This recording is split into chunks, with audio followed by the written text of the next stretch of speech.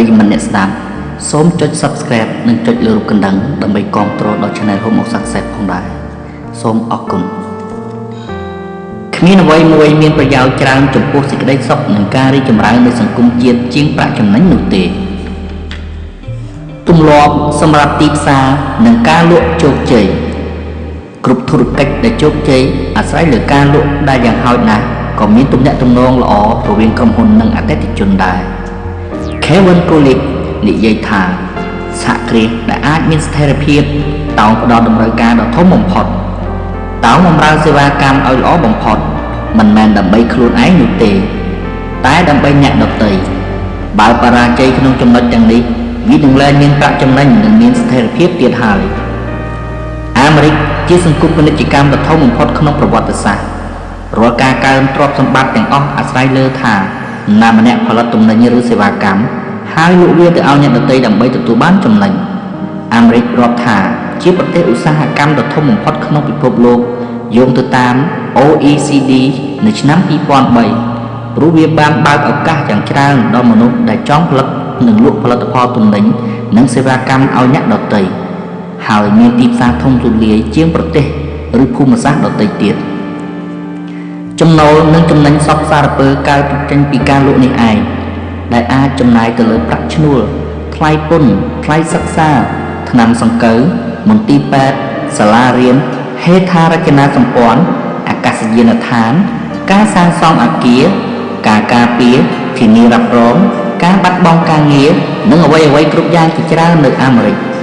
កន្លែងណាដែលមានការលក់ខ្ពស់កន្លែងនោះមានការរីកចម្រើនខ្ពស់ដែរកន្លែងណាមានការលក់ទាបកន្លែងនោះមានការរីកចម្រើនទាបខ្វះឱកាសនៃការពង្រីកសេដ្ឋកិច្ចមានភាពអន់ថយនិងបរាជ័យខ្ពស់ដែរមូលហេតុដែលជោគជ័យឬបរាជ័យជាច្រើនឆ្នាំកន្លងមកមានក្រុមហ៊ុនយ៉ាងច្រើនត្រូវបានបិទទ្វារនិងខ្សែធនជាបន្តបន្ទាប់មូលហេតុដ៏សំខាន់ដែលនាំឲ្យធុរកិច្ចដួលរលំព្រោះថ្លៃដើមខ្ពស់បច្ចេកវិទ្យាមានការផ្លាស់ប្ដូរការគ្រប់គ្រងទុនខ្សោយឬដើមទុនទាបតាមការស្រាវជ្រាវជាច្រើននាពេលបច្ចុប្បន្ននេះបានរកឃើញថាធុរកិច្ចទទួលជោគជ័យព្រោះការលក់ខ្ពស់ធុរកិច្ចទទួលបរាជ័យព្រោះការលក់ទាបចំណែកឯអ្វីគ្រប់យ៉ាងផ្សេងទៀតជាច្រើនបន្ទាប់បន្សំក្នុងច្បាប់នេះគឺថាគ្មានអ្វីកើតឡើងនោះឡើយតតែមានការលក់កើតឡើងតតែនរណាម្នាក់លក់អ្វីមួយឲ្យអ្នកដទៃធុរកិច្ចទទួលជោគជ័យព្រោះពួកគេលក់បានច្រើននិងសាងចំណូលបានល្មមអាចឈរជើងនិងរីកចម្រើននៅក្នុងទីផ្សារបច្ចុប្បន្នធុរកិច្ចបរាជ័យព្រោះការលក់និងការរកចំណូលធ្លាក់ចុះដែលអាចនាំឲ្យធុរកិច្ចដួលរលំបានតួរលេខដ៏សំខាន់បំផុតនៅក្នុងការធ្វើដំណើរធុរកិច្ចគឺចរន្តសាច់ប្រាក់ការបែកធ្លាយនៃរឿងអាស្រូវគណនេយ្យក្នុងចំណោមក្រុមហ៊ុនសំខាន់ៗនៅ Wall Street គណនេយ្យករផ្ដើមបែរមកផ្ដោតលើអ្វីដែលពួកគេគិតថាជាមាត្រដ្ឋានសេដ្ឋកិច្ចដ៏សំខាន់មួយនៃធុរកិច្ចជោគជ័យគឺចរន្តសាច់ប្រាក់សេរីចរន្តសាច់ប្រាក់សេរីគឺជាចំនួនទឹកប្រាក់ដែលនៅសល់ឬទទួលបានមកពីសកម្មភាពនៃធុរកិច្ចបន្ទាប់មកដកនៅរាល់ចំណាយទាំងអស់ចេញវាអាចវាស់បានអាចកម្រិតចំនួនបាននិងអាចកំណត់បានវាមានស្ថិរភាពវាមាននៅក្នុងគណនីធនាគារនិងត្រូវបានចំណាយដោយធុរកិច្ចវាមិនមែនខ្លែងបន្លំវាជាទិន្នន័យពិតប្រាកដវាជាសុចនីយករដ៏សំខាន់នៃធុរកិច្ចជោគជ័យឬបរាជ័យចុះតើចរន្តសាច់ប្រាក់សេរីមកពីណាវាមកពីទីផ្សារនិងការលក់ហើយដកនៅរាល់ចំណាយថ្លៃដើមនៃការលក់និងការបម្រើសេវាទាំងអស់ចេញវាគ្មានប្រភពណាផ្សេងនោះទេរាល់ការបញ្ចាំការខ្ចីការកក់និងបំណុលត្រូវសមតលគ្នាហើយត្រូវទូទាត់នៅរាល់ចំណូលទីផ្សារនិងការលក់កត្តាដ៏សំខាន់នៃស្នាដៃរបស់អ្នកមានឥទ្ធិពលលើចរន្តសាច់ប្រាក់នៃក្រុមហ៊ុនរបស់អ្នកប៉ុណ្ណាអ្នកជាមនុស្សសំខាន់និងមានតម្លៃចំពោះធុរកិច្ចប៉ុណ្ណោះដែរអ្នកអាចធ្វើជាប្រយោជន៍ចំពោះការបង្កើនចរន្តប្រាក់ប៉ុណ្ណាអ្នកនឹងទទួលបានប្រាក់ខែច្រើននិងតម្លៃតំណែងខ្ពស់ប៉ុណ្ណោះដែរការលក់ជាអ្វីគ្រប់យ៉ាងទម្លាប់ដ៏សំខាន់បំផុតមួយដែលអ្នកសាងនៅលើវិថីសាងខ្លួនជាសេដ្ឋីគឺទម្លាប់នៃការផ្ដោតទៅលើការលក់រាល់សហគ្រិននិងធុរជនដែលទទួលជោគជ័យគឺផ្ដោតសំខាន់ទៅលើអតិថិជននិងការលក់នោះឯងពួកគេខិតខំអំពីអតិថិជននិងរបៀបបម្រើអតិថិជនគ្រប់ពេលពួកគេមាននៅអ្វីដែលលោក Tom Peters ហៅថាគិតស្រមៃទៅដល់ការបម្រើអតិថិជនគ្រប់ពេល ពួកគេបន្តគិតអំពីវិធីបង្កើនការលក់ឲ្យបានច្រើនទៅដល់អតិថិជនជាច្រើននិងល្អពួកគេផ្ដោតលើការបង្កើននិងថែរក្សាអតិថិជនការលក់ឲ្យបានច្រើននិងឲ្យបានល្អហើយពង្រីកទីផ្សារឲ្យបានធំនិងអាចរកចំណូលបានច្រើនពួកគេគិតអំពីអតិថិជននិងការលក់ទាំងយប់ទាំងថ្ងៃនេះជាទម្លាប់ដ៏សំខាន់បំផុតដែលអ្នកត្រូវបង្កើតដើម្បីសាងខ្លួនឲ្យក្លាយជាស្ថិរក្នុងឋានៈជាសហគ្រិនឬជាមនុស្សសំខាន់នៅក្នុងធុរកិច្ចទម្លាប់4ប្រការដើម្បីផ្នែកទីផ្សារដែលជោគជ័យមានយុទ្ធសាស្ត្រឬទម្លាប់នៃការគិតនិងការប្រព្រឹត្តជាច្រើនដែលអាចរៀនបានតាមរយៈការអនុវត្តដែលនឹងធ្វើឲ្យអ្នកក្លាយជាធុរជនដែលមានប្រសិទ្ធផលនិងប្រសិទ្ធភាពខ្ពស់ជាពិសេសនៅក្នុងផ្នែកលក់ចំណូលនិងចរន្តប្រាក់សម្រាប់ធុរកិច្ចរបស់អ្នកក្នុងចំណោម4នោះគឺជំនាញឯកទេស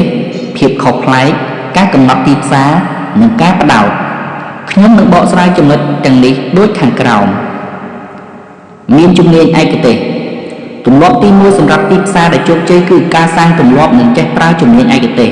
ចំណុចនេះទាមទារឲ្យអ្នកសម្រេចចិត្តឲ្យបានច្បាស់លាស់នៅផ្នែកដែលអ្នកនឹងមានឯកទេសក្នុងការធ្វើនិងយកឈ្នះនៅលើទីផ្សារបច្ចុប្បន្នបុគ្គលនិងអង្គភាពដែលមានឯកទេសអាចបង្កើននិងថែរក្សាអតិថិជនឲ្យមានប្រសិទ្ធភាពជាងក្រុមហ៊ុនដែលគ្មានឯកទេសចូលអ្នកព្យាយាមផ្ដល់ជូននៅទំនិញនិងសេវាកម្មឲ្យច្រើនដល់អតិថិជននៅទីផ្សារតាមគ្រប់មធ្យោបាយនិងតាមជំនាញឯកទេសរបស់អ្នកអាចមានឯកទេសមួយក្នុងចំណោម3ផ្នែកសំខាន់គឺទំនិញឬសេវាកម្មអតិថិជននិងទីផ្សារ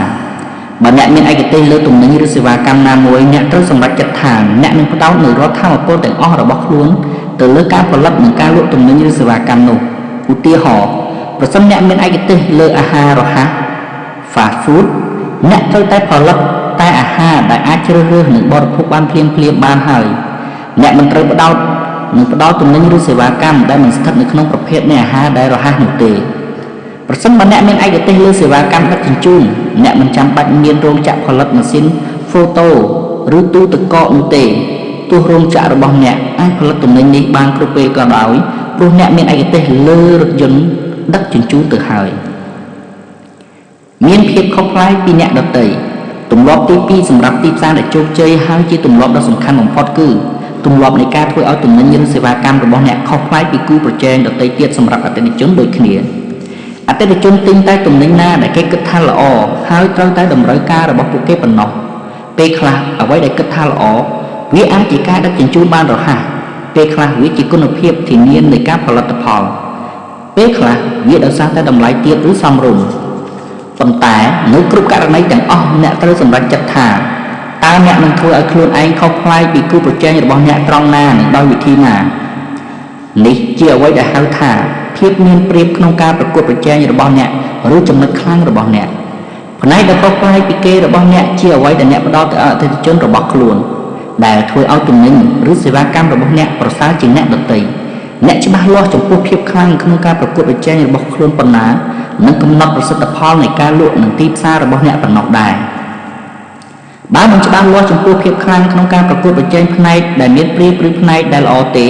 វាមិនអាចទៅរួចទេសម្រាប់អ្នកក្នុងការឈរជើងនិងវាយលុកទៅក្នុងទីផ្សារដែលប្រកួតប្រជែងបានឡើយ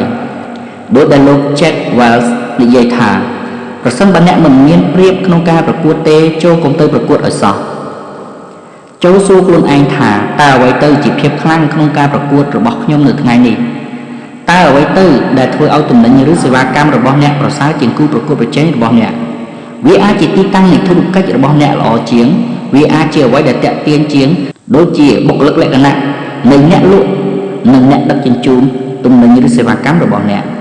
ធុរកិច្ចជាច្រើនបានចាប់ផ្ដើមនិងទទួលបានជោគជ័យដោយសារតែបុគ្គលិកលក្ខណៈនិងឥរិយាបថរបស់មនុស្សដែលអតិថិជនចង់ទំនាក់ទំនងជាមួយជាងអ្នកដទៃចូលកំណត់ភាពខ្លាំងក្នុងការប្រកួតប្រជែងរបស់អ្នកគួរតែសរសេរនៅចំណុចខ្លាំងនៃការប្រកួតប្រជែងរបស់អ្នកនៅផ្នែកខាងក្រោមនៃនាមប័ណ្ណពេលដែលធ្វើដូច្នេះវាបានក្លាយជាសារដ៏សំខាន់ដែលបង្ហាញបែបជាការផ្សាយពាណិជ្ជកម្មនិងការលក់មនុស្សគ្រប់គ្នានៅក្នុងក្រុមហ៊ុននឹងត្រូវតែដឹងឲ្យច្បាស់ថាតើហេតុអ្វីទើបអ្វីដែលអ្នកផ្ដល់ជូនល្អជាងគេហើយល្អជាងគេប៉ុណ្ណាអ្នកគ្រប់គ្នាត្រូវតែដឹងថាហេតុអ្វីទើបអតិថិជនត្រូវមកទិញទំនិញឬសេវាកម្មរបស់អ្នកជាងទំនិញឬសេវាកម្មរបស់អ្នកដទៃការកំណត់នៅចំណុចខ្លាំងឬការបង្កើនភាពមានប្រៀបនៅក្នុងការប្រកួតប្រជែងនេះ ជាមូលដ្ឋានដ៏សំខាន់នាំទៅរកធុរកិច្ចដែលជោគជ័យតើអ្វីទៅជាគុណភាព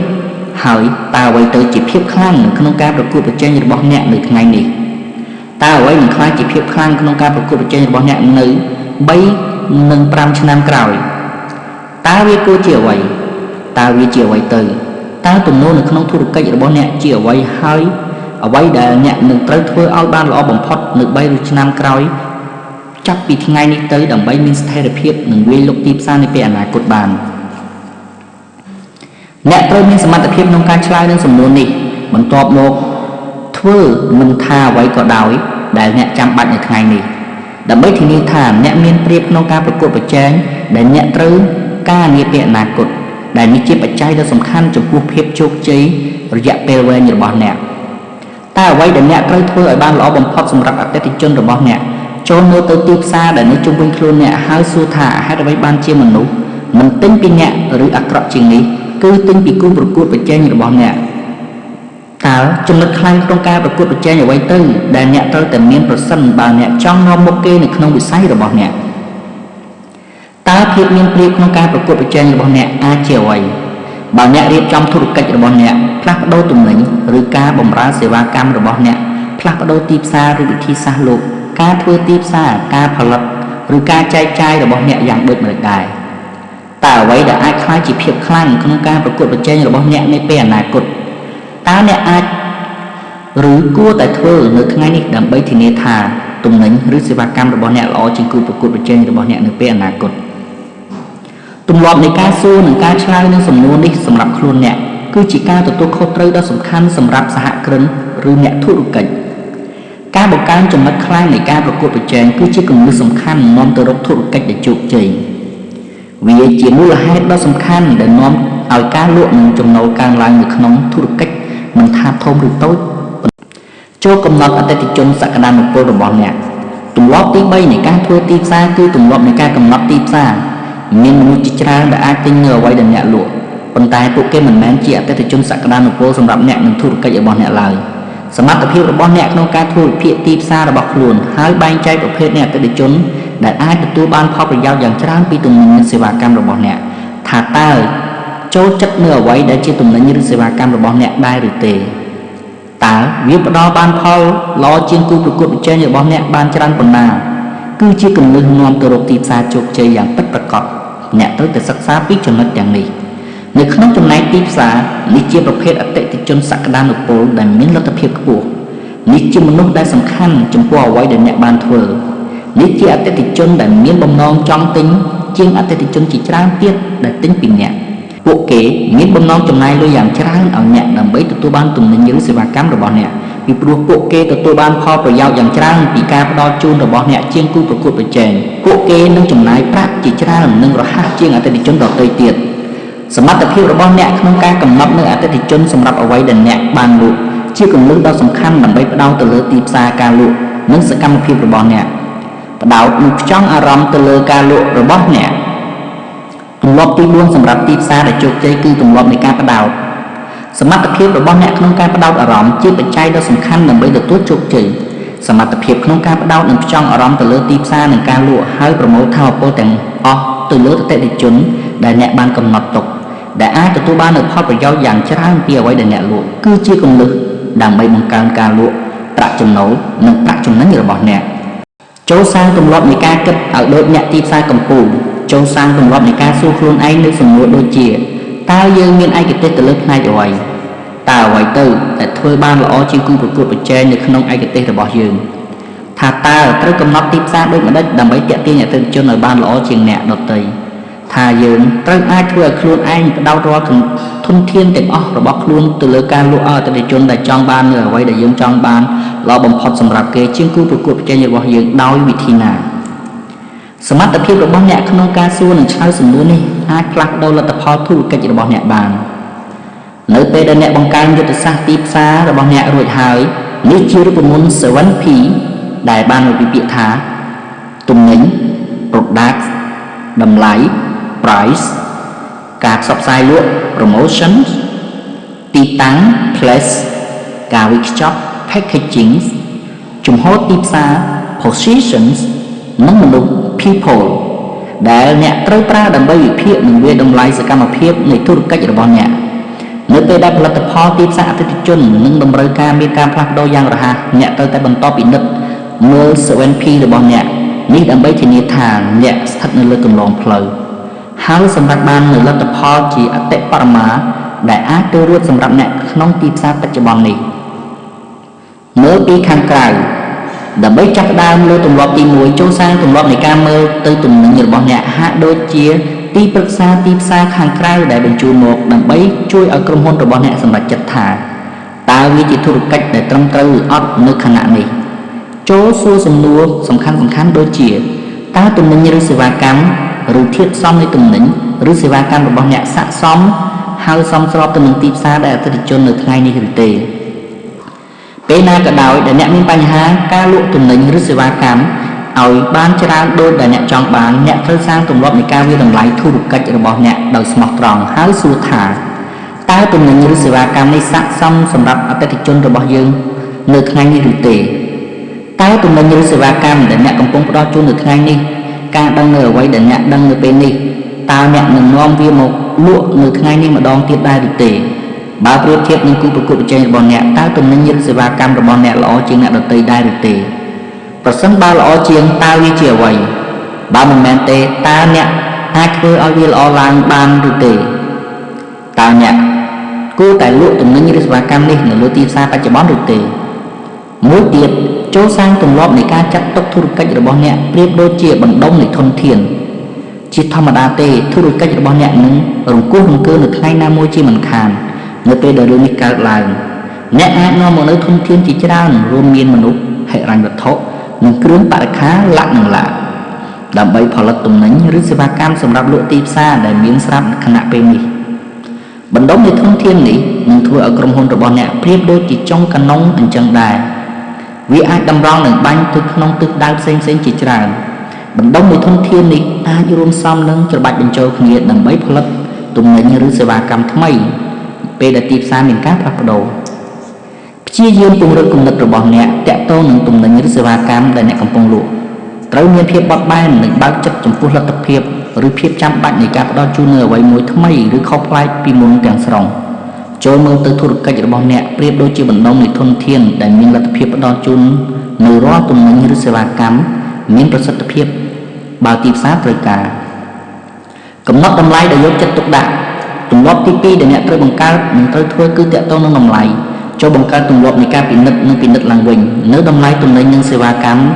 ដែលអ្នកបានលក់ដើម្បីធ្វើឲ្យប្រកាសថាវានៅតែស័ក្តិសមចំពោះស្ថានភាពនៃទីផ្សារបច្ចុប្បន្នពេលខ្លះអ្នកត្រូវបន្ទាបតម្លៃរបស់អ្នកឲ្យទាបពេលខ្លះអ្នកត្រូវដំឡើងតម្លៃរបស់អ្នកឲ្យបានសមរម្យមានក្រុមហ៊ុនជាច្រើនរកឃើញថាប្រាក់ចំណេញនៃទំនិញឬសេវាកម្មខ្លះមិនអាចទូទាត់ថ្លៃកម្លាំងពលកម្មនិងធនធានដែលចំណាយលើការផលិតនោះឡើយដោយការដំឡើងតម្លៃរបស់ពួកគេអាចបាត់បង់ភាគរយនៃអតិថិជនប៉ុន្តែអាចរក្សាភាគរយនៃប្រាក់ចំណេញពីការលក់បានតើនេះអាចស័ក្តិសមសម្រាប់អ្នកឬទេពេលខ្លះអ្នកត្រូវផ្លាស់ប្ដូរគោលការណ៍និងលក្ខខណ្ឌនៃការលក់របស់អ្នកពេលខ្លះដោយការដំឡើងតម្លៃរបស់អ្នកខ្ពស់ជាងមុនពេលខ្លះអ្នកអាចផ្ដល់ជូននូវទំនិញនិងសេវាកម្មទៅព្រមគ្នាជាមួយដោយផ្ដល់ជូនជាពិសេសនិងប្រូម៉ូសិនពិសេសជាដើមពេលខ្លះអ្នកអាចមានរបស់ free បន្ថែមដែលអ្នកចំណាយថ្លៃដើមតិចប៉ុន្តែធ្វើឲ្យតម្លៃរបស់អ្នកមានភាពទាក់ទាញអតិថិជនរបស់អ្នកច្រើនជាងមុននៅក្នុងធុរកិច្ចក៏ដូចជាក្នុងធម្មជាតិដែរពេលណាដែលអ្នកជួបនូវវិបត្តិឬបរាជ័យក្នុងការលក់ឬការធ្វើទីផ្សារចូលបើកចិត្តត្រួតពិនិត្យមើលផ្នែកនោះឡើងវិញទៅទទួលស្គាល់ថាតម្លៃបច្ចុប្បន្នរបស់អ្នកមិនស័ក្តិសមនឹងទីផ្សារបច្ចុប្បន្ននេះទេចូលធ្វើការកែប្រែតម្លៃរបស់អ្នកឡើងវិញបើចាំបាច់ដើម្បីប្រកួតប្រជែងមានស្ថិរភាពនិងវាយលុកនៅក្នុងទីផ្សារដែលកំពុងតែផ្លាស់ប្ដូរយ៉ាងរហ័សនេះអ្នកត្រូវតែមានភាពស្និទ្ធស្នាលបំផុតទៅលើការវិភាគផ្នែកទំនិញដែលជាតម្លៃនៅលើទីផ្សាររបស់អ្នកការផ្សព្វផ្សាយលក់បានល្អគឺជាគន្លឹះបង្កើតការលក់ទម្លាប់ទី3ក្នុងការធ្វើទីផ្សារនិងការលក់គឺជាទម្លាប់នៃការគិតទៅលើការផ្សព្វផ្សាយលក់គ្រប់ពេលវេលាការផ្សព្វផ្សាយលក់រាប់ទាំងវិធីដែលអ្នកនិយាយទៅកាន់អតិថិជនរបស់ខ្លួនអំពីទំនិញឬសេវាកម្មរបស់អ្នកផងដែរបន្ទាប់មកអ្នកត្រូវធ្វើទីផ្សារដោយម្ដេចនិងលក់ឲ្យពួកគេដោយវិធីណាការផ្លាស់ប្ដូរវិធីដែលអ្នកផ្សព្វផ្សាយលក់និងលក់នៅទំនិញរបស់ខ្លួនបន្តិចបន្តួចអាចនាំឲ្យលទ្ធផលរបស់អ្នកផ្លាស់ប្ដូរដោយស្វ័យប្រវត្តិ ការផ្លាស់ប្ដូរការផ្សព្វផ្សាយរបស់អ្នកបន្តិចបន្តួចអាចនាំឲ្យការលក់កើនឡើងយ៉ាងរហ័សកន្លែងដែលទំនិញរបស់អ្នកត្រូវបានលក់ឬទិញតួអក្សរ P ទី4នៅក្នុងទីផ្សារចម្រុះគឺ place ទីកន្លែងដែលទំនិញឬសេវាកម្មរបស់អ្នកត្រូវបានលក់ពិតប្រាកដចូលសាងទម្លាប់នៃការពិនិត្យនិងវិភាគទីតាំងដែលអតិថិជនបានជួបជាមួយអ្នកនៅពេលខ្លះការផ្លាស់ប្ដូរទីកន្លែងអាចនាំឲ្យការលក់កើនឡើងក៏មានប៉ុន្តែពេលខ្លះការផ្លាស់ប្ដូរទីកន្លែងឬហៅថាកន្លែងសម្រាប់អ្នកលក់ក៏អាចជាវិធីមួយដែលធ្វើឲ្យការលក់ធ្លាក់ចុះដែរមានទីកន្លែងផ្សេងៗជាច្រើនដែលអ្នកអាចលក់ទំនិញនិងសេវាកម្មរបស់ខ្លួនក្រុមហ៊ុនខ្លះប្រើវិធីលក់ផ្ទាល់ដោយបញ្ជូនអ្នកលក់ទៅជួបនិងនិយាយផ្ទាល់ជាមួយអតិថិជនខ្លះលក់តាមរយៈខ្សែទូរស័ព្ទខ្លះលក់តាមរយៈការបញ្ជាទិញតាមអ៊ីមែលឬកាតាឡុកប៉ុន្តែនៅសតវត្សទី21នេះការលក់តាមអនឡាញក៏ជាមធ្យោបាយដ៏មានប្រសិទ្ធភាពមួយដែលមិនអាចខ្វះបានផងដែរហើយអាចនិយាយបានថាវាមានប្រសិទ្ធភាពខ្ពស់ជាងការលក់នៅតាមទីតាំងមួយទៀតក៏ថាបានខ្លះលក់តាមរយៈកម្មវិធីតាំងពិព័រណ៍ឬបោះស្តង់ខ្លះលក់តាមរយៈការចូលហ៊ុនជាមួយទំនិញឬសេវាកម្មដទៃទៀតដែលស្រដៀងគ្នាក្រុមហ៊ុនខ្លះទៀតប្រើអ្នកតំណាងផលិតផលឬអ្នកចែកចាយក្រុមហ៊ុនភាគច្រើនប្រើមួយឬពីរវិធីសាស្ត្ររួមបញ្ចូលគ្នាក្នុងករណីនេះសហគ្រិនត្រូវជ្រើសរើសឲ្យបានត្រឹមត្រូវពីទីកន្លែងឬទីតាំងដែលល្អបំផុតសម្រាប់អតិថិជនដើម្បីឲ្យគេទទួលបាននូវព័ត៌មានសំខាន់ទាក់ទងនឹងទំនិញឬសេវាកម្មដែលគេត្រូវការក្នុងការសម្រេចចិត្តទិញតើទំនិញមានអ្វីខ្លះតើអ្នកគួរតែផ្លាស់ប្ដូរវាយ៉ាងដូចម្តេចតើអ្នកអាចផ្ដល់ជូននៅទំនិញឬសេវាកម្មរបស់ខ្លួននៅកន្លែងផ្សេងបានទៀតដែរឬទេតើវាមើលទៅល្អប៉ុណ្ណាធាតុផ្សំទី5នៅក្នុងទីផ្សារចម្រុះគឺការវេចខ្ចប់ packaging ចូលបង្កើតទម្លាប់នៃការសាងរូបភាពខាងក្រៅឲ្យមើលទៅស៊ីនិងកសែភ្នែកអតិថិជនសំខាន់ចូលចាំទុកថាមនុស្សចាប់អារម្មណ៍លើអ្នកប្រមាណជា30វិនាទីដំបូងនៃការឃើញរូបអ្នកឬធាតុផ្សំនៃក្រុមហ៊ុនរបស់អ្នកការធ្វើឲ្យការវេចខ្ចប់ឬរូបភាពខាងក្រៅនៃទំនិញឬសេវាកម្មរបស់អ្នកល្អប្រសើរឡើងបន្តិចបន្តួចអាចនាំឲ្យអតិថិជនរបស់អ្នកមានប្រតិកម្មខុសពីមុនទាំងស្រុងចំពោះការវេចខ្ចប់ក្រុមហ៊ុនអ្នកនិងទំនិញឬសេវាកម្មអ្នកគួរតែគិតនៅក្នុងលក្ខខណ្ឌនៃអ្វីគ្រប់យ៉ាងដែលអតិថិជនមើលឃើញតាមរយៈខ្សែភ្នែករបស់គេខណៈដែលពួកគេទំនាក់ទំនងជាមួយក្រុមហ៊ុនរបស់អ្នកនិងតាមរយៈដំណើរការទិញធាតុផ្សំនៃការវេចខ្ចប់អាស្រ័យទៅលើលក្ខខណ្ឌខាងក្រៅនៃទំនិញឬសេវាកម្មរបស់អ្នកការវេចខ្ចប់ក៏អាស្រ័យលើមនុស្សរបស់អ្នកថាតើគេស្លៀកពាក់និងតុបតែងខ្លួនដូចម្តេចផងដែរវាអាស្រ័យលើការិយាល័យរបស់អ្នកបន្ទប់រងចាំរបស់អ្នកនិងខិត្តប័ណ្ណរបស់អ្នកការទំនាក់ទំនងរបស់អ្នកនិងរាល់ធាតុផ្សំទាំងអស់ទាក់ទងនឹងក្រុមហ៊ុនរបស់អ្នកផងដែរអ្វីគ្រប់យ៉ាងជាលទ្ធផលអ្វីគ្រប់យ៉ាងមានទាំងជួយអ្នកឬបំផ្លាញអ្នកធ្វើអ្វីគ្រប់យ៉ាងមានទាំងសាងទំនុកចិត្តអតិថិជនក្នុងការទំនាក់ទំនងជាមួយអ្នកឬក៏បន្ថយទំនុកចិត្តរបស់គាត់ឬនាងក្នុងការទំនាក់ទំនងជាមួយអ្នកក៏មានពេលដែលក្រុមហ៊ុន IBM ចាប់ផ្ដើមដំបូងក្រោមការដឹកនាំរបស់ Thomas Joe Watson គេបានដឹងពីមុនដំបូងថា 99% នៃចំណាប់អារម្មណ៍ដែលអតិថិជនបានជួបជាមួយក្រុមហ៊ុននេះដំបូងគឺកំណត់ដោយអ្នកលក់របស់ IBM នោះឯងពីព្រោះ IBM កំពុងតែលក់សម្ភារៈការិយាល័យដែលមានបច្ចេកវិទ្យាទំនើបបំផុតលោក Watson បានដឹងថាអតិថិជនមានការជឿជាក់ខ្ពស់ទៅលើអ្នកលក់ដែលគួរឲ្យជឿទុកចិត្តហើយនឹងជំរុញទឹកចិត្តឲ្យពួកគេព្រមទិញដូច្នេះហើយទើបគាត់បង្កើតបទបញ្ញត្តិនៃការស្លៀកពាក់និងការតុបតែងខ្លួនដែលនេះបានក្លាយជាច្បាប់និងបញ្ញត្តិដ៏តឹងរ៉ឹងបំផុតនៅក្នុងក្រុមហ៊ុន IBM បញ្ញត្តិដ៏តឹងរ៉ឹងនេះគឺថារាល់អ្នកលក់ទាំងអស់តម្រូវឲ្យមើលទៅដូចជាអ្នកជំនាញនៅគ្រប់ទិដ្ឋភាពរាល់ធាតុផ្សំនៃការស្លៀកពាក់របស់គេរួមមានខោនិងសំពត់ខ្មៅក្រវ៉ាត់កខ្មៅអាវសម៉ូតសក់សមរម្យខាត់ស្បែកជើងសម្អាតក្រចកដៃក្រចកជើងនិងលក្ខណៈពិសេសដទៃទៀតដែលមើលទៅដូចជាអ្នកជំនាញនិងមានសមត្ថភាពការកែប្រែការស្លៀកពាក់របស់អ្នកជាថ្មីមានក្រុមហ៊ុនជាច្រើនបានផ្លាស់ប្ដូរលទ្ធផលរបស់គេដោយគ្រាន់តែបង្កើននូវបញ្ញត្តិនៃការស្លៀកពាក់សម្រាប់មនុស្សនៅក្នុងក្រុមហ៊ុនរបស់គេដែលទៅទំនាក់ទំនងជាមួយនឹងអតិថិជនពួកគេបានដឹងពីសារៈសំខាន់នៃរូបភាពខាងក្រៅអ្នកដឹកនាំក្រុមហ៊ុនបច្ចេកវិទ្យាវ័យក្មេងជាច្រើននឹងមកធ្វើការតែមួយផ្លែតពាក់ស្បែកជើងសង្រែកនិងពាក់អាវលិចលើលិចក្រោមជាដើមប៉ុន្តែពួកគេនឹងប្រឹងប្រែងធ្វើធុរកិច្ចខ្លាំងបំផុតប្រសិនបើអតិថិជនឬអ្នកវិនិយោគចូលមកត្រួតពិនិត្យមើលពួកគេដឹងថាមនុស្សធ្វើការសម្រេចចិត្តចុងក្រោយនឹងសំខាន់បំផុតវាអាស្រ័យលើថា តើពួកគេមើលឃើញពីខាងក្រៅមានលក្ខណៈដូចម្តេចសិក្ខាកាមរបស់ខ្ញុំជាច្រើននៅពេលត្រឡប់មកដល់ផ្ទះបន្ទាប់ពីរៀនវគ្គបណ្ដុះបណ្ដាលរបស់ខ្ញុំរួចហើយបានផ្លាស់ប្ដូររូបភាពរបស់គេទាំងស្រុងផ្លាស់ប្ដូររបៀបនៃការស្លៀកពាក់និងរបៀបនៃការរៀបចំខ្លួនរបស់គេដូច្នេះពួកគេមើលទៅស័ក្តិសមនិងគួរឲ្យទុកចិត្តបំផុតពួកគេរមែងរៀបចំនិងសម្អាតការិយាល័យរបស់គេជាពិសេសបន្ទប់រងចាំរបស់គេដូច្នេះពេលដែលអតិថិជនចូលដល់អ្វីដែលគេមើលទៅឃើញដំបូងគឺភាពស្រស់ស្អាតនិងភាពគួរឲ្យជឿទុកចិត្តនោះឯងសិក្ខាកាមរបស់ខ្ញុំបានប្រាប់មកខ្ញុំថាអតិថិជនរបស់គេបើកចិត្តទូលាយនិងព្រមទិញជាងមុននិងងាយស្រួលទំនាក់ទំនងជាមួយនៅពេលដែលរូបភាពខាងក្រៅរបស់ពួកគេគួរឲ្យតាក់ទាញនិងគួរឲ្យជឿទុកចិត្តចូលសួរខ្លួនឯងនៅសំណួរខ្លះៗដូចជាតើអ្នកស្លៀកពាក់នឹងមើលទៅស័ក្តិសមជាអ្នកជំនាញនៃគ្រប់ទិដ្ឋភាពដែរឬទេនៅពេលដែលអ្នកទៅធ្វើការនិងទៅជួបជាមួយអតិថិជនឬអ្នកបោះដុំតើអ្នកមានមោទនភាពលើរូបភាពនៃបុគ្គលិកលក្ខណៈរបស់ខ្លួនដែរឬទេតើអ្នកមានអារម្មណ៍ល្អចំពោះបុគ្គលិកលក្ខណៈរបស់អ្នកឬទេនៅរបៀបដែលស្លៀកពាក់និងរូបភាពមើលពីខាងក្រៅទៅពេលដែលគេទៅជួបជាមួយអតិថិជននិងអ្នកបោះដុំរបស់អ្នកតើការិយាល័យរបស់អ្នករៀបរយស្អាតបាតមានរបៀបនិងគួរឲ្យទាក់ទាញដែរឬទេតើអ្នកមានមោទនភាពពេលដែលអតិថិជនសំខាន់មកជួបនឹងអ្នកនឹងដើរមើលជុំវិញបរិវេណរបស់អ្នកដែរឬទេជាពិសេសតើទំនិញរបស់អ្នកមើលពីខាងក្រៅទៅល្អដែរឬទេតើខិត្តប័ណ្ណរបស់អ្នកបានរចនានិងបោះពុម្ពស្រស់ស្អាតឬទេតើការវិខ្ចប់របស់អ្នកគួរឲ្យទាក់ទាញដែរឬទេតើអ្នកមានមោទនភាពនៃរដ្ឋធាតុផ្សំនៃការវិខ្ចប់ដែលទាក់ទាញភ្នែកអតិថិជនពេលដែលពួកគេទំនាក់ទំនងជាមួយអ្នកដែរឬទេតើអ្នកអាចឬគួរផ្លាស់ប្ដូរឬធ្វើឲ្យប្រសើរឡើងនៅរូបភាពនៃការវិខ្ចប់សម្រាប់អតិថិជនរបស់អ្នកឬទេប្រសិនបើចម្លើយរបស់អ្នកគឺមែនសម្រាប់មូលហេតុនេះអ្នកត្រូវធ្វើនៅអ្វីមួយភ្លាមដើម្បីផ្លាស់ប្ដូរនៅអ្វីដែលចាំបាច់ត្រូវផ្លាស់ប្ដូរការតាំងជំហរខ្លួនឯងឲ្យបានល្អទម្លាប់បន្ទាប់នៃទីផ្សារចម្រុះទី6គឺជំហរទីផ្សារអ្នកត្រូវសាងទម្លាប់នៃការគិតដល់ថាតើអ្នកមានជំហរទីផ្សារនៅក្នុងបេះដូងនិងចិត្តនៃអតិថិជនរបស់អ្នកកម្រិតណា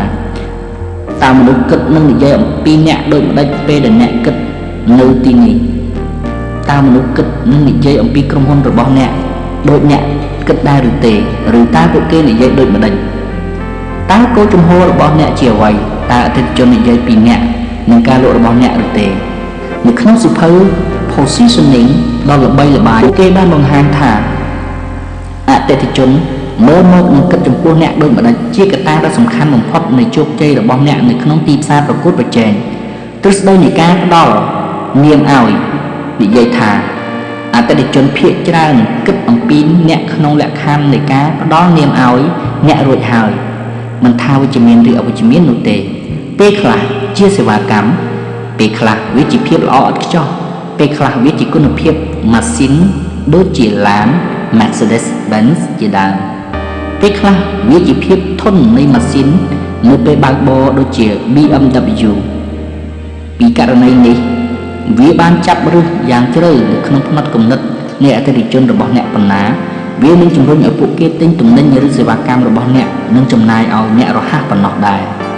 ចូលបង្កើតទម្លាប់នៃការគិតថាតើអ្នកអាចធ្វើឲ្យជំហរទីផ្សាររបស់អ្នកប្រសើរឡើងដូចម្តេចចាប់ផ្ដើមជាមួយនឹងការកំណត់នៅជំហរដែលអ្នកចង់បានប្រសិនបើអ្នកអាចសាងនៅចំណាប់អារម្មណ៍ដ៏ល្អបំផុតនៅក្នុងបេះដូងនិងចិត្តនៃអតិថិជនរបស់អ្នកតើវានឹងទៅជាអ្វីតើអ្នកនឹងធ្វើដូចម្តេចចំពោះរាល់ទំនាក់ទំនងជាមួយអតិថិជនដើម្បីធ្វើឲ្យអតិថិជនគិតនិងនិយាយពីអ្នកនៅក្នុងផ្លូវវិជ្ជមានតើអ្នកត្រូវផ្លាស់ប្ដូរអ្វីខ្លះនៅពេលអ្នកមានទំនាក់ទំនងជាមួយអតិថិជននៅថ្ងៃនេះដើម្បីមើលទៅដូចជាជម្រើសដ៏ល្អបំផុតសម្រាប់អតិថិជនរបស់អ្នកនៅថ្ងៃស្អែកមនុស្សជាអ្វីគ្រប់យ៉ាងទម្លាប់ប្រការទី7នោះគឺទីផ្សារចម្រុះគឺមនុស្សចូលសាងទម្លាប់នៃការគិតនៅក្នុងលក្ខខណ្ឌនៃមនុស្សទាំងក្នុងនិងក្រៅក្រុមហ៊ុនរបស់អ្នកដែលជាអ្នកទទួលខុសត្រូវលើគ្រប់ផ្នែកនៃយុទ្ធសាស្ត្រនិងសកម្មភាពលក់និងទីផ្សាររបស់អ្នកវាជារឿងចម្លែកដែលសហគ្រិននិងធុរជនជាច្រើនខិតខំប្រឹងប្រែងគិតជាខ្លាំងដល់រាល់ធាតុផ្សំនៃយុទ្ធសាស្ត្រទីផ្សារនិងទីផ្សារចម្រុះតែមិនសូវយកចិត្តទុកដាក់ចំពោះសក្តានុពលរបស់មនុស្សសមត្ថភាពរបស់អ្នកក្នុងការសម្ភាសជ្រើសរើសជួលនិងថែរក្សាមនុស្សល្អដែលមានជំនាញនិងសមត្ថភាពក្នុងការបំពេញការងារដែលអ្នកត្រូវការនិងចង់បានវាជាសារៈសំខាន់ដ៏ខ្លាំងមួយហើយអាចនិយាយបានថាវាគឺសំខាន់ខ្លាំងជាងអ្វីៗទាំងអស់ នៅក្នុងសៀវភៅ Good to Great និពន្ធដោយ Jim Collins បានរកឃើញថាបច្ច័យសំខាន់បំផុតដែលក្រុមហ៊ុនធំៗបានអនុវត្តគឺដំបូងពួកគេទទួលមនុស្សល្អឡើងឡានក្រុងហើយមនុស្សមិនល្អចុះពីឡានក្រុងនៅពេលក្រុមហ៊ុនទាំងនេះជ្រើសរើសមនុស្សល្អបានហើយជំហានបន្ទាប់គឺទទួលមនុស្សល្អឲ្យអង្គុយលើកៅអីល្អនៅលើឡានក្រុងដើម្បីទទួលជោគជ័យនៅក្នុងธุរកិច្ចអ្នកត្រូវសាងទម្លាប់នៃការគិតថាតើនរណានឹងឡើងមកបំពេញការងារនិងទទួលខុសត្រូវ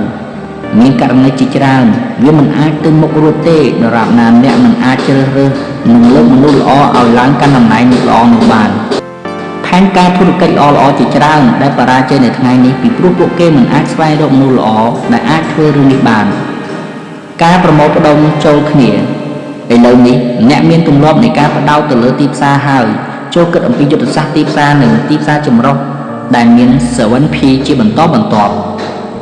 អ្នកមានទម្លាប់នៃការគិតផ្ដោតទៅលើអតិថិជនរួចហើយ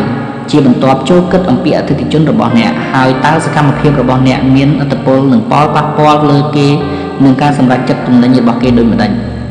នៅក្នុងការសាងទម្លាប់នៃការផ្ដោតទៅលើការលក់របស់អ្នកនោះគឺជាទម្លាប់ដ៏សំខាន់បំផុតដែលអ្នកត្រូវបង្កើតដើម្បីសាងសក្តានុភាពនៃធុរកិច្ចរបស់ខ្លួនការផ្ដោតទៅលើការលក់ទាមទារឲ្យអ្នកគិតជាបន្តបន្ទាប់អំពីវិធីលក់ឲ្យបានច្រើនជាងប្រសើរជាងរហ័សនិងងាយស្រួលជាងហើយទទួលបាននូវគ្រប់ប្រាក់ចំណូលច្រើនជាងមុនតាមពិតទៅការលក់ជាកន្លែងដែលកៅស៊ូបានជួបជាមួយផ្លូវនៅគ្រប់ធុរកិច្ចដែលប្រកួតប្រជែងនោះឯងអ្នកលក់កំពូលអាចលក់ទំនិញធម្មតាបានច្រើនជាងទំនិញដែលល្អដែលលក់ដោយអ្នកលក់ដោយគ្មានការបណ្ដុះបណ្ដាលនេះគឺជាទម្លាប់ដ៏សំខាន់7ប្រការដែលអ្នកត្រូវសាងក្នុងឋានៈជាអ្នកជំនាញផ្នែកលក់ទម្លាប់នៃការគិតអំពីធាតុផ្សំទាំង7ប្រការនៃដំណើរការលក់នេះថាតើអ្នកអាចធ្វើឲ្យប្រសើរឡើងដោយបណ្ឌិតជាគន្លឹះដ៏សំខាន់ក្នុងការបង្កើនការលក់សាងប្រាក់ចំណូលនិងប្រាក់ចំណេញរបស់អ្នកស្វែងរកអតិថិជនល្អៗទម្លាប់ទី1នៃការលក់ដ៏កំពូលគឺពួកគេគិតពីការស្វែងរកអតិថិជនថ្មីគ្រប់ពេលវេលាដើម្បីសម្រេចជោគជ័យខ្ពស់នៅក្នុងការលក់អ្នកត្រូវសាងទម្លាប់នៃការចំណាយពេលច្រើនទៅលើទីផ្សារអតិថិជនល្អៗអ្នកត្រូវសាងទម្លាប់នៃការស្វែងរកនិងរិះរកអតិថិជនថ្មី 80% នៃពេលវេលារបស់អ្នកត្រូវស្វែងរកអតិថិជនថ្មីនៅរៀងរាល់ព្រឹករៀងរាល់ថ្ងៃនិងរៀងរាល់ល្ងាចអ្នកមិនត្រូវបង្អង់ក្នុងការស្វែងរកអតិថិជនថ្មីរបស់អ្នកនោះទេរហូតតតែអ្នកមានអតិថិជនច្រើនដែលអ្នកមិនមានពេលវេលាគ្រប់គ្រាន់ក្នុងការចេញទៅស្វែងរកទៅលក់និងបំពេញតម្រូវការនៃមនុស្សគ្រប់គ្នាដែលចង់ទិញពីអ្នកសម្ព័ន្ធភាពជាអ្វីៗគ្រប់យ៉ាងទម្លាប់ទី2ដើម្បីលក់ទទួលបានជោគជ័យគឺទម្លាប់នៃការផ្ដោតទៅលើការសាងសម្ព័ន្ធភាពមុនអ្វីៗទាំងអស់អ្នកត្រូវផ្ដោតទៅលើការសាងសម្ព័ន្ធភាពទំនុកចិត្តនិងភាពគួរជឿទុកចិត្តជាមួយអតិថិជននៅពេលជួបគ្នាដំបូងអ្នកលក់ដែលទទួលជោគជ័យភាគច្រើនពេលដែលពួកគេបានកំណត់នូវអតិថិជនសំខាន់រួចហើយពួកគេបានចំណាយពេលវេលាយ៉ាងច្រើនទៅលើការសាងសង់នៅទំនុកចិត្តជាមួយនឹងអតិថិជនរូបនោះពួកគេបានសួរនៅសំណួរល្អៗហើយស្ដាប់ចម្លើយដោយយកចិត្តទុកដាក់ពួកគេបានអោនខ្លួនទៅមុខហើយកត់ត្រានៅចំណុចសំខាន់ពួកគេបានព្យាយាមស្វែងយល់ពីស្ថានភាពនិងតម្រូវការអតិថិជនមុននឹងពួកគេមានបំណងនិយាយអំពីទំនិញឬសេវាកម្មរបស់ពួកគេច្បាប់នេះគឺថាប្រសិនបើអតិថិជនចូលចិត្តនិងជឿទុកចិត្តអ្នករាល់ការសួរនាំនឹងមិនធ្វើឲ្យអាក់ខានដល់ការលក់ឡើយប្រសិនបើមិនដូច្នោះទេអតិថិជននឹងមានចិត្តធម្មតាចំពោះអ្នកឬអាក្រក់ជាងនេះគឺអវិជ្ជមានចំពោះអ្នកហើយរាល់ការសួរនាំទាំងអស់នឹងរារាំងអ្នកគ្រប់ជំហានកំណត់តម្រូវការឲ្យច្បាស់លាស់ទម្លាប់ទី3នៃការលក់កំពូលគឺពួកគេបង្កើនទម្លាប់នៃការសួរសំណួរនិងកំណត់នៅតម្រូវការពិតប្រាកដរបស់អតិថិជនទាក់ទងនឹងអ្វីដែលពួកគេកំពុងលក់អតិថិជនជាច្រើនមិនដឹងថាពួកគេអាចធ្វើឲ្យស្ថានភាពជីវិតឬការងាររបស់គេប្រសើរឡើងបានទេនៅពេលពួកគេជួបជាមួយអ្នកដំបូងនេះជាមូលហេតុដែលអតិថិជនរមែងនិយាយថាខ្ញុំមិនចាប់អារម្មណ៍ទេឬខ្ញុំមិនអាចទិញវាបានទេឬយើងមានសេចក្តីសុខជាមួយនឹងស្ថានភាពឬមានម៉ួយរបស់យើងគ្រប់ស្រាប់ទៅហើយយើងអត់ចាប់អារម្មណ៍ការតាក់ទាញថ្មីពីអ្នកដទៃទៀតឡើយនេះជារឿងធម្មតានិងជាធម្មជាតិបើអ្នកសួរសំណួរតាក់ទងស្ថានភាពអតិថិជនច្រើនប៉ុណ្ណាហើយណែនាំពួកគេឲ្យមានភាពប្រសើរឡើងជាមួយនឹងអ្វីដែលអ្នកកំពុងលក់ប៉ុណ្ណាអតិថិជននឹងបើកចិត្តចង់ដឹងពីទំនិញឬសេវាកម្មរបស់អ្នកហើយសុខចិត្តទិញវាច្រើនប៉ុណ្ណោះដែរការធ្វើបទបង្ហាញជាកន្លែងដែលការលក់ត្រូវបានលក់ទម្លាប់ទី4ដែលអនុវត្ត ដោយអ្នកលក់កំពូលគឺទម្លាប់នៃការធ្វើឲ្យបានល្អបំផុតសមហេតុផលបំផុតហើយវាធ្វើបទបង្ហាញពីលក្ខណៈនិងប្រយោជន៍នៃទំនិញរបស់គេបានយ៉ាងល្អនៅពេលដែលអ្នកលក់បានកំណត់ច្បាស់អំពីចំណង់និងតម្រូវការអតិថិជនពួកគេនឹងបង្ហាញប្រាប់អតិថិជនថាតម្រូវការរបស់គាត់ឬនាងអាចត្រូវបំពេញដោយទំនិញឬសេវាកម្មរបស់គេយ៉ាងណាមួយដោយវិធីដែលត្រឹមត្រូវនិងល្អបំផុតតាមការពិតការលក់ត្រូវបានធ្វើពិតប្រាកដនៅពេលធ្វើបទបង្ហាញប្រសិនបើអ្នកបានកំណត់អតិថិជនដែលអាចទទួលបាននូវប្រយោជន៍ពីអ្វីដែលអ្នកលក់រួចហើយចូលសាងទំនុកចិត្តនិងសម្ព័ន្ធភាពដែលគួរឲ្យជឿទុកចិត្តហើយកំណត់នៅតម្រូវការរបស់គាត់ឬនាងឲ្យបានច្បាស់លាស់ការធ្វើបទបង្ហាញជាចំណុចដែលអ្នកប្រាប់អតិថិជនថាហេតុអ្វីទើបវាប្រសើរឡើងនៅពេលដែលគាត់ឬនាងធ្វើតាមដំបូន្មានរបស់អ្នកចូលធ្វើខ្លួនដូចជាមិត្តភក្តិនិងជាទីប្រឹក្សាជាគ្រូបង្រៀននៅក្នុងការលក់ដែលមានប្រសិទ្ធភាពអ្នកលក់ចាត់ទុកខ្លួនឯងនៅក្នុងឋានៈជាមិត្តភក្តិទីប្រឹក្សានិងជាគ្រូបង្រៀនក្នុងឋានៈជាមិត្តភក្តិចូលអ្នកធ្វើវាឲ្យប្រកាសថាអ្នកចង់ជួយអតិថិជនក្នុងការដោះស្រាយបញ្ហាឬបំពេញតម្រូវការរបស់គេជាងការដែលអ្នកលក់ឬចង់បានប្រាក់ពេលដែលអតិថិជនដឹងថាគាត់ឬនាងជឿទុកចិត្តអ្នកនឹងអ្វីដែលអ្នកនិយាយអតិថិជននឹងមានអារម្មណ៍ធូរស្រាលនិងបើកចិត្តជាមិនខានបន្ទាប់មកគាត់ឬនាងនឹងនិយាយប្រាប់អ្នកនៅអ្វីដែលអ្នកចង់ដឹងដើម្បីជួយគាត់ឬនាងក្នុងការសម្រេចចិត្តឬដើម្បីកំណត់ថាទំនិញឬសេវាកម្មរបស់អ្នកអាចមិនស័ក្តិសមសម្រាប់អតិថិជននេះនៅពេលនេះទេការចាត់ទុកខ្លួនឯងក្នុងឋានៈជាទីប្រឹក្សាក្នុងការធ្វើបទបង្ហាញគឺជំនួសឲ្យការព្យាយាមយកឈ្នះលើភាពរឹងទទឹងនៃអតិថិជនចូលអ្នកជំនួសមកវិញនៅការធ្វើបទបង្ហាញថាអ្វីដែលអ្នកកំពុងលក់គឺជាដំណោះស្រាយនៃបញ្ហាឬជាការបំពេញនៅតម្រូវការកំឡុងពេលអ្នកធ្វើបទបង្ហាញទំនិញឬសេវាកម្មរបស់ខ្លួនតើរកវិធីជួយអតិថិជនឲ្យបានដឹងថាហេតុអ្វីទើបអ្វីដែលអ្នកលក់នឹងធ្វើឲ្យស្ថានភាពជីវិតឬការងាររបស់គាត់ឬនាងប្រសើរឡើងអ្នកមានបំណងផ្ដល់ដំបូន្មាននិងគំនិតជាងចង់ឲ្យអតិថិជនរបស់អ្នកទិញពីអ្នកឬអាចនិយាយបានថាអ្នកមិនមែនចេះតែចង់បានប្រាក់ពីអតិថិជនរបស់អ្នកនោះទេអ្នកទទួលបានប្រាក់លុះត្រាតែអ្នកអាចបំពេញសេចក្តីត្រូវការរបស់អតិថិជនរបស់អ្នកប្រកបដោយភាពស្រស់ថ្លានិងភាពរីកចម្រើនស្រស់បំព្រងចុងក្រោយអ្នកចាត់ទុកខ្លួនឯងក្នុងឋានៈជាគ្រូបង្រៀនដោយបង្ហាត់អតិថិជនរបស់ខ្លួនថាតើគាត់ឬនាងអាចទទួលយកផលប្រយោជន៍ពីអ្វីដែលអ្នកកំពុងតែលក់នេះយ៉ាងដូចម្តេចរឿងដែលអ្នកផ្ដោតទៅលើការសិក្សាអំពីស្ថានភាពអតិថិជនច្រើនប៉ុណ្ណាបន្ទាប់មកនឹងរៀនអតិថិជនថាតើគាត់ឬនាងអាចមានភាពប្រសើរឡើងជាមួយនឹងទំនិញឬសេវាកម្មរបស់អ្នកដោយប្រការយ៉ាងម៉េចអតិថិជននឹងមានអារម្មណ៍ធូរស្រាលក្នុងចិត្តនិងជឿទុកចិត្តអ្នកហើយព្រមធ្វើគ្រប់យ៉ាងតាមការណែនាំរបស់អ្នកឆ្លើយតបការបដិសេធយ៉ាងមានប្រសិទ្ធភាពទម្លាប់ទី5នៃការលក់ដែលមានប្រសិទ្ធភាពគឺទម្លាប់នៃការឆ្លើយតបការបដិសេធនិងដោះស្រាយបញ្ហាក្នុងឥរិយាបថដែលជឿជាក់និងមានសមត្ថភាពអ្នកធ្វើរឿងនេះដោយគិតដល់រាល់ការបដិសេធដែលអតិថិជនអាចនឹងធ្វើចំពោះអ្នកបន្ទាប់មកស្វែងរកនូវចម្លើយដែលសមហេតុផលនិងស័ក្តិសមចំពោះការបដិសេធទាំងនោះដូច្នេះឈ្មោះថាអ្នកបានត្រៀមខ្លួនជាស្រេចមុនពេលការចែកដងណាមួយដែលអាចនិយាយបានថាជាការฝึกហាត់ទុកជាមុនអ្នកលក់ដល់កំពូលជាច្រើនបានគិតទុកជាស្រេចនៅរាល់ការបដិសេធដែលពួកគេអាចនឹងទទួលបានហើយស្វែងរកនូវដំណោះស្រាយចំពោះការបដិសេធទាំងនោះដូចដែលយើងបាននិយាយហើយថាមនុស្សដែលជោគជ័យគេគិតលើដំណោះស្រាយច្រើនជាងបញ្ហាគេមិននិយាយពីបញ្ហានោះទេនៅពេលដែលមានបញ្ហាគេតែងតែគិតរួចជាស្រេចដើម្បីដោះស្រាយនៅបញ្ហានោះឬអាចនិយាយបានថាគិតដំណោះស្រាយរួចជាស្រេចទុកទៅហើយដូច្នេះពេលដែលវាកើតឡើងមកត្រូវបានដោះស្រាយហើយវានឹងមិនដែលកើតឡើងម្ដងទៀតនោះទេសុំការសម្រេចចិត្តទម្លាប់ទី6នៃការលក់គឺការសាងទម្លាប់នៃការសុំឲ្យអតិថិជនធ្វើការសម្រេចចិត្តទិញមិនថាអ្នកធ្វើបទបង្ហាញបានល្អប៉ុណ្ណាឬកម្រិត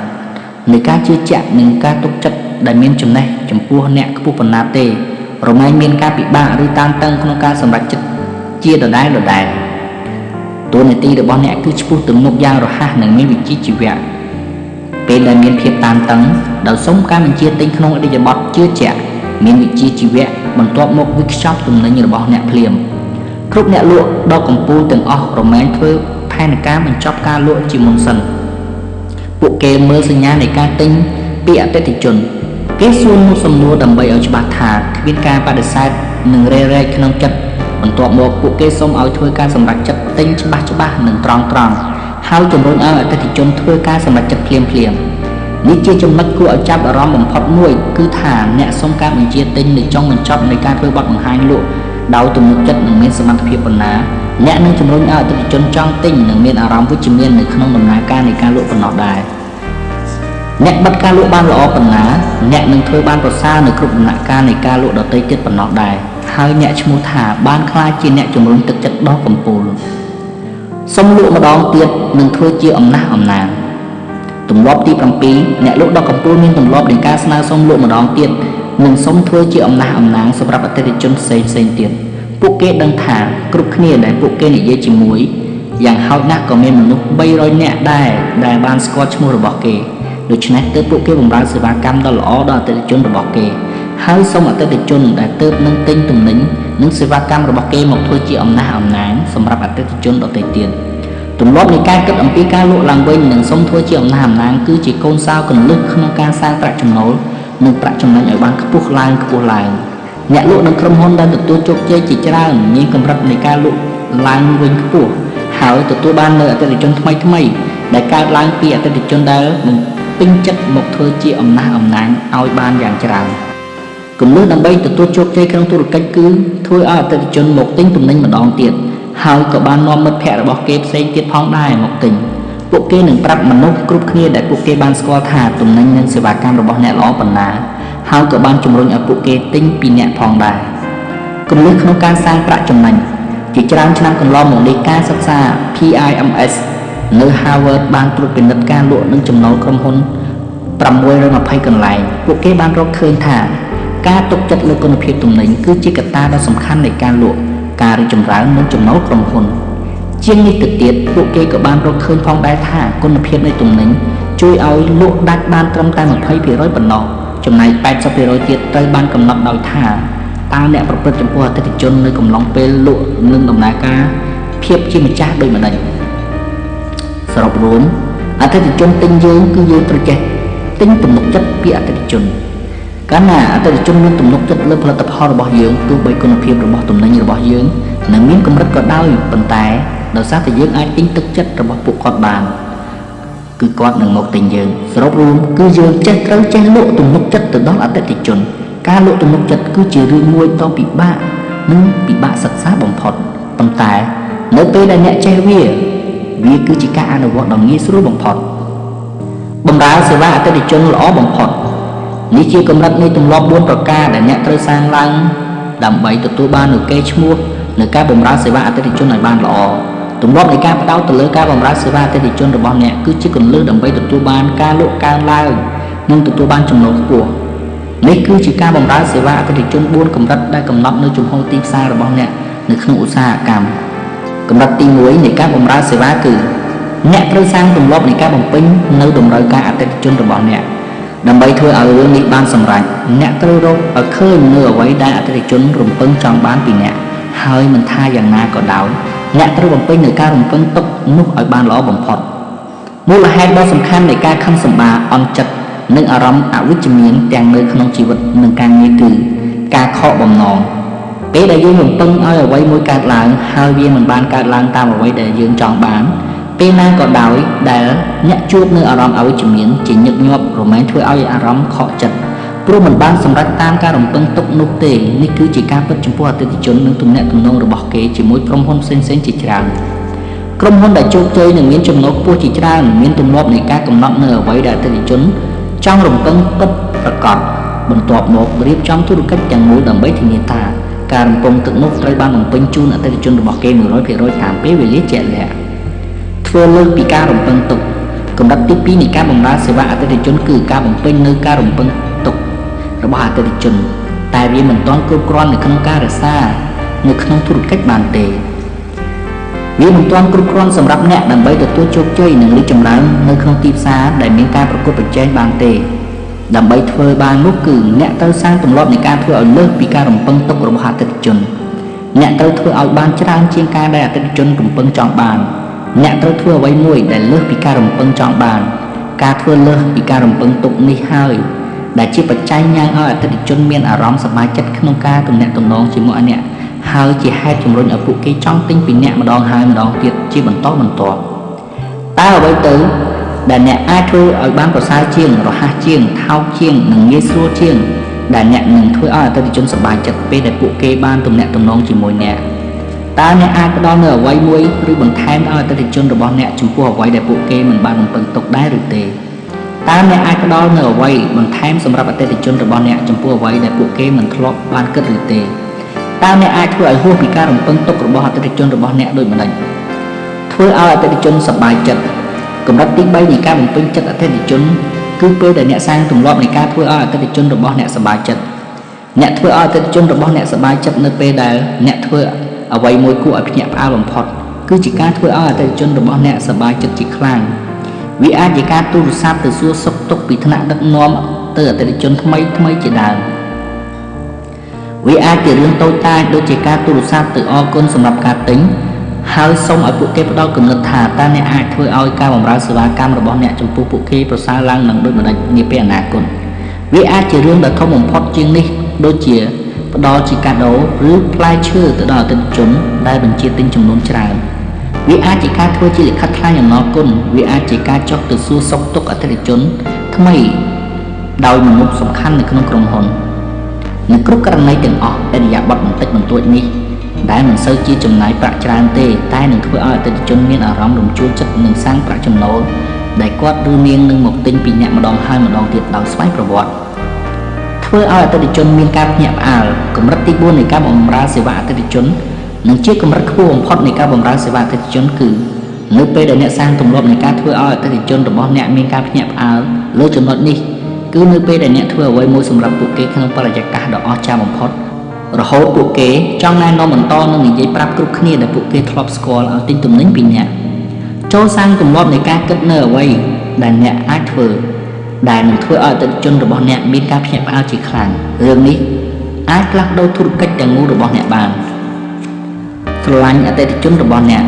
ตุ่มลบเราสำคัญของพอดมวยในเนี่ยเตยสร้างแต่ไม่ธุรกิจตัวบานโจกใจคือตุ่มลบในการสลายเอาแต่จนระบบเนี่ยโจงเยกเราอย่าให้เมื่อเตยเอาแต่จนตุ่มนิ้งเสวากรรมตีซาการลวกนึ่งสกรรมเพียบธุรกิจระบบเนี่ยประสันตอนเนี่ยสลายเอาแต่จนระบบเนี่ยเพื่อประกอบแมนคือโดยที่มนุษย์เราสำคัญของพอดในขนมจีวัดระบบเนี่ยตาเนี่ยหนึ่งเตยทั่วเข้าปีมุนเอาไว้คลาดดังใบตุ่มเนี่ยตุ่มน้องจิมวยปุกเกนในไงนี่ตาเนี่ยหนึ่งทั่วการพลักโดกุนเพียบตุ่มนั้นยืดเสวากรรมระบบเนี่ยหรือเตตาเนี่ยหนึ่งทั่วการพลักโดกุนโยบายบำราศวะติจนระบบเนี่ยได้หรือเตบางเนี่ยสลายเนี่ยติจนระบบเนี่ยปัดนั้นหาจ้องเพื่อเอาปุกเกสบายจัดปิงจัดดังประสาจึงเนี่ยดัดเตยตาเรื่องลำบากมันพอดแต่เนี่ยเตยทั่วดังใบบังหาอย่างเรื่องนี้เจียวไว้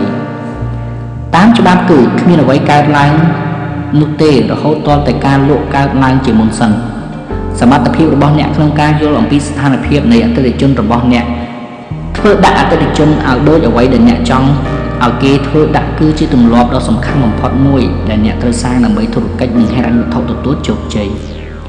โดยการสร้างตุ่มลอบในการเกิดองปีทิพซ่าการโลกนึ่งบำราเสวะอัตติจนกรุเปเวลีเนี่ยนึกเธอบ้านหรือโปรซาลนึ่งละอ้อนึกกรุ๊ปให้แต่งออกเนี่ยนึงสำหรับด้านหนึ่งรอดกูดาวธุรกิจชีวิตหนึ่งให้รันเท่าระบอบเนี่ยหายอาจนอนลูกเกหนึ่งขนมธุรกิจระบอบเนี่ยนึงตัวบ้านหนึ่งการสดใสแผลได้เพียบหนึ่งการกรุบปีมนุษย์กรุบคณีแต่งขนมหนึ่งคล้ายองค์เพียบระบอบเนี่ยหายคลายเกียรติธุรกิจได้จุกใจมันเนี่ยหนึ่งขนมจำนวนนี้จำนักกำลึงมวยโจกำนัดหนึ่งพนักไอ้กเตระบอบเนี่ยโดยเจียอาจจะจนตุ่มหนิงหรือทิพซ่าหายเธอภายในการดังใบคล้ายจีเนี่ยไอ้กเตหนึ่งขนมพนักหนุ่มปีโจกำนัดมือจำนักคลางระบอบเนี่ยและขณะพิเศษระบอบเนี่ยหนึ่งเรียบจอมหนึ่งรอดทิพซ่าหนึ่งการโลดแต่แตะต้องหนึ่งเวียใบโจกัดจำนายทิพซ่าหากำนัดอัตติจนแต่อาจจะตัวบานประยาวเกี่ยวไว้แต่เนี่ยกำปองเฟอหนึ่งเนี่ยแต่อาจติ้งรหัสของพอดบุญรอดทิพซ่าหนึ่งการโลดระบอบเนี่ยหรือประดาวหนึ่งดำร้องตัวรกอัตติจนได้ละอบพอดระบอบเนี่ยปรำเมื่อมาครูนไอถ่าเอาไว้กรุบยางในเนี่ยในใหญ่มึงประพฤติโดยจีเนี่ยกดกุ้งตุ่มหนิงหรือเสวากรรมดอกกู้เอาเชื้อเจ้าหนึ่งมีนำไว้บนพอดตื่นดอกอัตติจนระบอบเนี่ยประมวย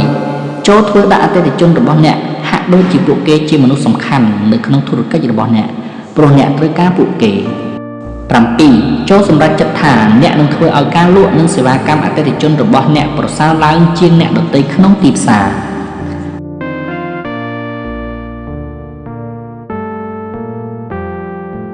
ប្រិយមិត្តអ្នកស្ដាប់អត្ថបទនេះបានបញ្ចប់ហើយសូមលោកអ្នកចុច Subscribe និងចុចរូបកណ្ដឹងដើម្បីផ្ដល់កម្លាំងចិត្តដល់ Channel Home of Success យើងខ្ញុំនឹងបន្តវីដេអូថ្មីៗជូនលោកអ្នកជាបន្តបន្ទាប់ទៀតសូមអរគុណ